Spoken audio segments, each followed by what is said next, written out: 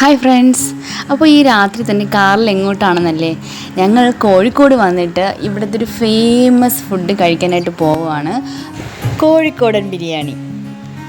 ബിരിയാണി നമുക്ക് എല്ലാവർക്കും ഇഷ്ടമുള്ള ഫുഡല്ലേ, പക്ഷെ കോഴിക്കോടൻ ബിരിയാണി ഒരു സ്പെഷ്യൽ ടേസ്റ്റ് ആണല്ലേ. ഞാനും അത് കഴിച്ചിട്ടില്ല. അപ്പോൾ കോഴിക്കോട് വന്നപ്പോൾ കോഴിക്കോടൻ ബിരിയാണി ഒന്ന് എക്സ്പ്ലോർ ചെയ്യണമെന്നുണ്ടായിരുന്നു. അപ്പോൾ ഇവിടെ ഏറ്റവും ഫേമസ് ആയിട്ടുള്ളത് പാരഗൺ ഹോട്ടലിലെ ബിരിയാണിയാണ്. അപ്പോൾ അത് കഴിക്കാൻ വേണ്ടിയിട്ടാണ് ഞങ്ങൾ പോകുന്നത്. അപ്പോൾ ഭയങ്കര എക്സൈറ്റഡ് ആണ്.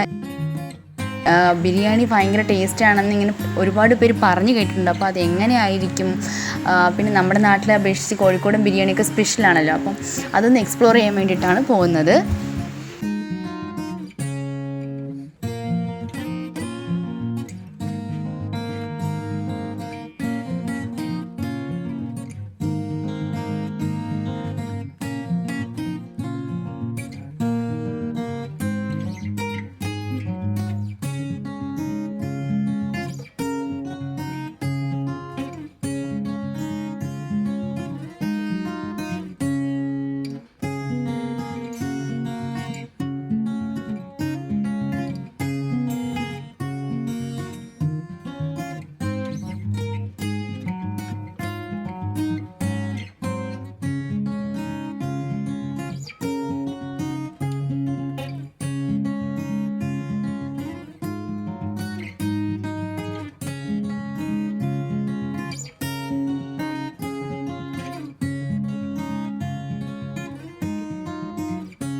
അങ്ങനെ നമ്മൾ പാരഗൺ ഹോട്ടലിൽ എത്തിയിട്ടോ.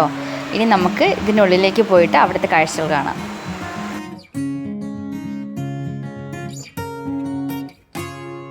അത്യാവശ്യം നല്ല തിരക്കുണ്ടായിരുന്നു. നമ്മൾ വന്ന് ടേബിളിൽ ഇരിക്കുമ്പോൾ തന്നെ നമുക്ക് സൈഡ് ഡിഷ് എല്ലാം കൊണ്ടുവച്ച് തരും.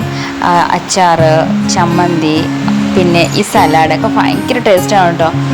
ഒരു രക്ഷയില്ലാത്ത ടേസ്റ്റ് എന്ന് വേണമെങ്കിൽ തന്നെ പറയാം. അങ്ങനെ നമ്മുടെ ബിരിയാണി എത്തി.